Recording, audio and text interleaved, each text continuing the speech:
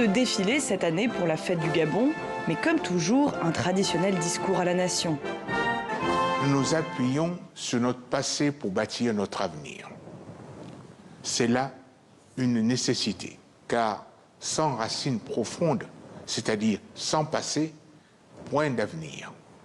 Un hommage aux racines, au passé, mais pas un mot sur la relation avec la France, l'ancienne puissance coloniale.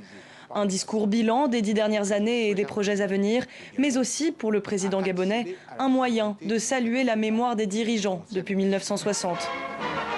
À l'origine, Léon Bas voulait faire du Gabon un département français. Le président de Gaulle refuse et impose la voie de l'indépendance. Monsieur le Président, nous sommes enchantés de vous recevoir officiellement cette fois-ci comme le président de la République gabonaise. Vive la France et vive le Gabon.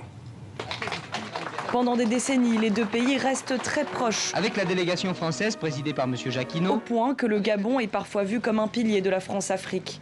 Mais avec l'affaire des biens mal acquis et l'arrivée d'Ali Bongo en 2009, changement de cap.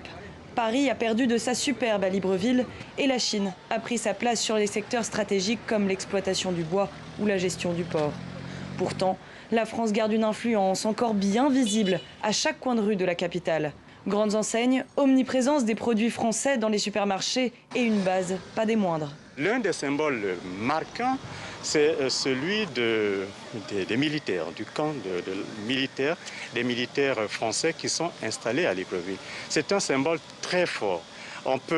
C'est un symbole matériel, les structures matérielles, et puis c'est un symbole humain. Un symbole humain pour la France qui reste, malgré tout, le premier partenaire diplomatique du Gabon.